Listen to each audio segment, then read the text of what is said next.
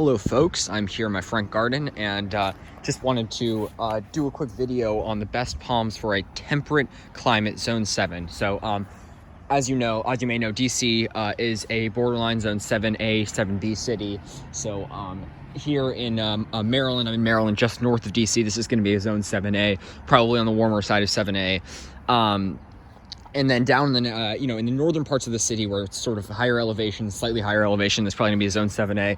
And then lower elevations where you have, along the waterfront, like probably around sea level, along the National Mall, and then you have added microclimates from all the, concrete and cement heat and everything.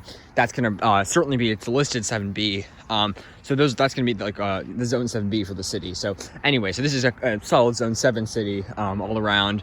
And that's why I want to make a quick video on the best palms for zone 7, temperate zone 7. And what I mean by temperate is, you can have arid zone 7. So for example, the entire Albuquerque area is pretty much zone 7. Some areas are 6B to the north. And the reason that I wanted to clarify temperate is in a dry climate, you can grow a lot more palms, specifically dry climate palms. So you have palms that don't even do well in zone 8 or zone 8A at least on the east coast, such as Washingtonia foliifera. You have them huge ones in zone 7A and even 6B in the Albuquerque area. So that's a similar climate to here and even colder in some areas. But because it's dry and doesn't get the same, winter rain and just it's much drier, you're able to grow more palms at different palms specifically.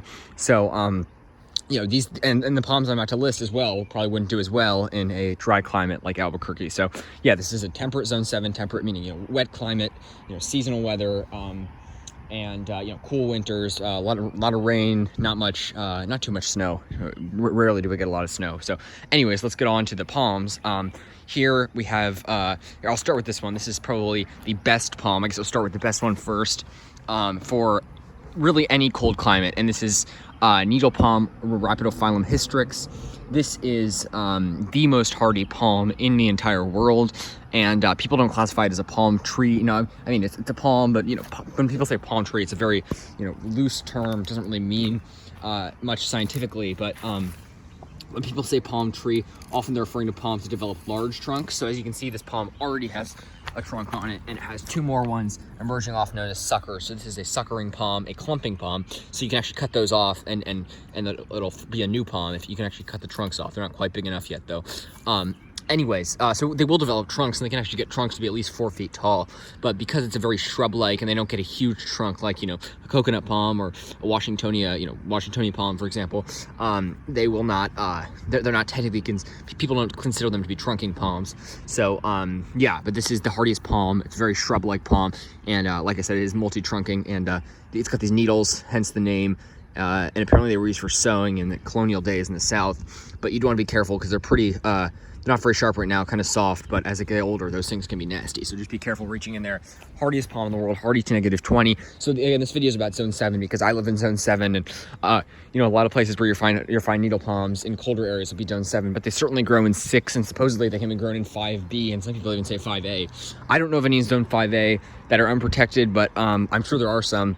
And, I know of some in Cincinnati, which is a borderline 6A, 6B city. So some big ones, in fact. And so very impressive. Certainly the most hardy palm in the world, and 100% bulletproof anywhere in zone 7. The coldest DC area microclimates, they will be 100% bulletproof. And that's why they're huge ones here. I've never seen any damage on them. They're huge ones throughout the city. And this is a younger one that I got from Pungo Palms Nursery. As you'll see, a lot of these palms I got from Pungo Palms Nursery. And the next palm is Stable Minor. I believe this is listed maybe as hardy down to -5, so not quite as hardy. And again, when you're talking about hardiness and temperatures they can sustain, that is going to be pretty much the minimum, and it's also just for a brief period. No palm can live in unprotected in a place that frequently gets down to -5 or has prolonged freezes of -5 or whatever the palm's limit is. If you have a prolonged freeze at a palm's limit, that will most likely kill it. So you do want to keep that in mind. This is the Dwarf Palmetto. Mine are pretty small. I have 2 growing here, and I have one that I planted at my local park. And it has this distinctive silvery blue tinge to it. So, when you have a young one, it's easy to distinguish by that from other similar hardy species. But great palm, Dwarf Palmetto, relative of course, the famous Palmetto of the South. And this is native to the Southeast as well. And it's kind of strange because the range of the Dwarf Palmetto Stable Minor entirely encases that of the needle palm, and it actually grows considerably further north, you know, into Oklahoma, Arkansas, supposedly to Virginia, at least up to the North Carolina, Virginia border almost. So it grows in much colder and much further north areas, and yet it's less hardy than the needle palm. That is something that has always confused and puzzled myself and other palm lovers. So I don't know, maybe supposedly the needle palm maybe once had a higher range into some of the foothills, but maybe the range shrunk. I don't know why the range would shrink of a needle palm, and then it's still hardier, but the range wouldn't shrink as much as this. But supposedly before the last ice age, the dwarf palmetto, this one, Sable Minor, was native to my state of Maryland, supposedly maybe the Chesapeake Bay area, southern Maryland. But then after that, it after the ice age, the range shrunk, just, you know, because temperatures got so cold. So now it's native to basically about the North Carolina, Virginia border. Some people say into Virginia, and I believe that at least it was once native to Virginia before colonization occurred and development. Anyways, this is, yes, the dwarf palmetto, Sable Minor, not quite as hardy. So if you're living in like a zone 5B/6A, needle palms are going to do pretty well. These may be more borderline and subject to at least they may look pretty bad coming out of winter, but look at this, by the way. I was looking for my Spanish moss and I found it. That bird built a nest up there. Look at that nest, and then it's got a trail of Spanish moss hanging down. That's funny. That's I may have to go reclaim some of that, but yeah, I put it here on this shrub here and got my beautiful native hemlocks here.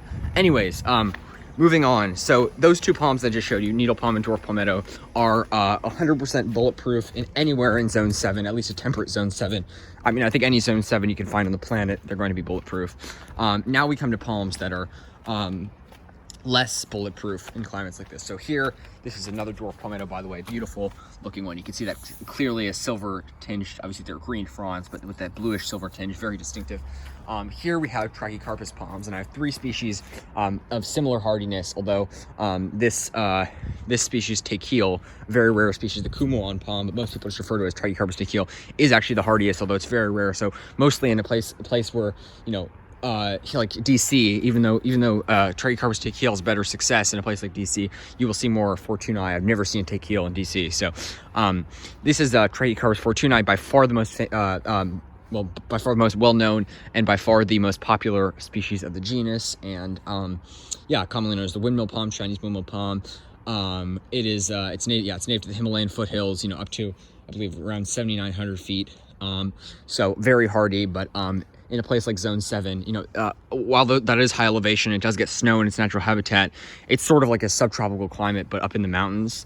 So it's up in a place like DC, they will be marginal.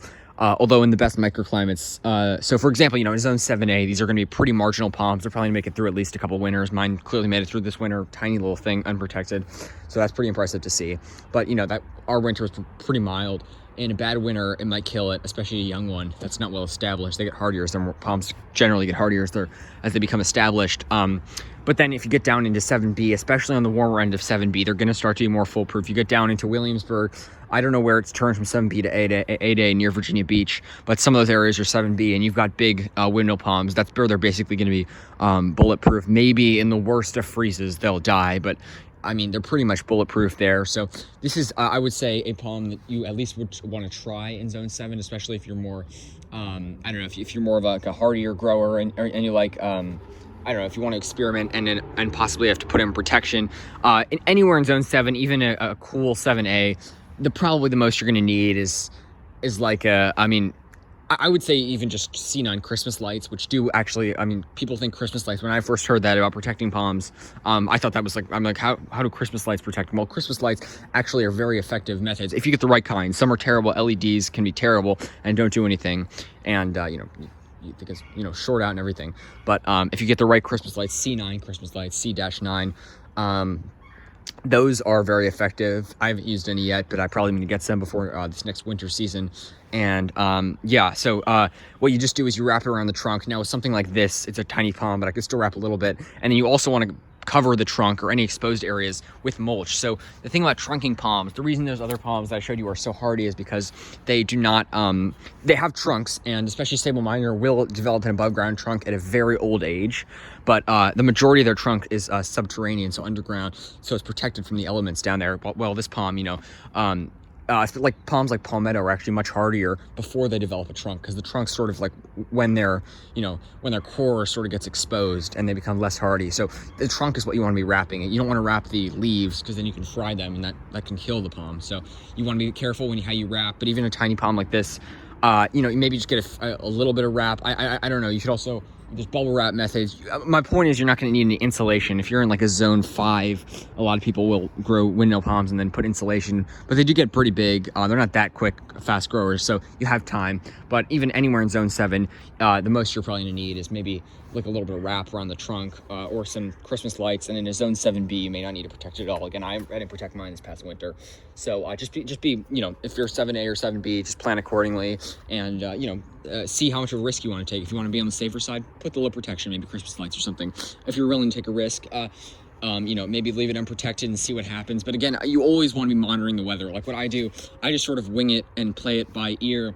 So I just follow the weather and look at the forecast ahead of time. And if I see it's going to get to weather that could kill it, obviously I'm going to protect it. I'm not going to just let it die for the sake of saying I didn't protect it, because that's just, why would I let it die? And then, sorry, I know that was kind of a long explanation, but I want to get to these other species. So these are all very similar, these 3 Tragicarpus species, these 2 and that one, and they're all trunking palms. So they're all what people would traditionally refer to as palm trees, although, like I said, it's a very loose term, because pretty much all palms will develop some sort of small trunk, but some of them are bigger than others. These are palms that develop big trunks. You can see this one's my biggest, so I'll go to this one. This is Tragicarpus Palms, like I said, and you get this distinctive, very fibrous look on the trunk. And as I've said before, some people defiber them, which is where you just sort of shear the fiber off like you're shearing a sheep or something. But especially in a place where they're marginal like DC, again, these are hardier here, so maybe these are more foolproof. I don't actually know their success rate in DC, because I don't know if they've really ever been tried here, because they're pretty rare. Maybe they have by palm enthusiasts or something, but I would never remove the fiber, because it's sort of like a coat on them. So I don't know why, I would never remove a coat. I like palms in a natural state, especially in an area where they need all the heat they can get. I would not remove that. So that's just my word of advice, especially if you're in a colder climate. And as you can see here, this is a leaf base that's fallen off, but as they get older, they can develop a skirt, which is where the dead leaves sort of hang down, but they also will the leaf bases eventually will probably fall off. The leaves will fall off, the dead fronds, and they will leave these leaf bases, which get this traditional look. You can see the leaf bases just stick out along the trunk, and especially with mature trachys, you can see that. So that's something to keep in mind. This is Tragicarpus Palms, which is the hardiest Tragicarpus species, supposedly hardy down to -3, maybe even colder.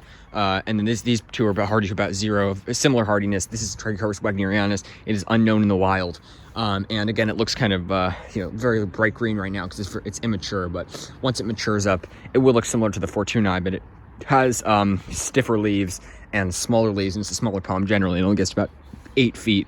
It gets bigger than 8 feet certainly, but if you'll see mature ones, they mature around 8 feet, I believe, and these mature around 20 feet or something like that. So Fortunae will get quite a bit bigger, but like I said, these are palms that you can all try in zone 7, and depending on your zone 7, you may not need to protect it at all. But that's just something to keep in mind. And the other 2, like I said, are bulletproof. So yeah, that was a bit of a long video, but hopefully you guys get the point. And yeah, always great to share these things with palm lovers. Again, all of what I'm saying, I have learned from other people and just sort of passing it along.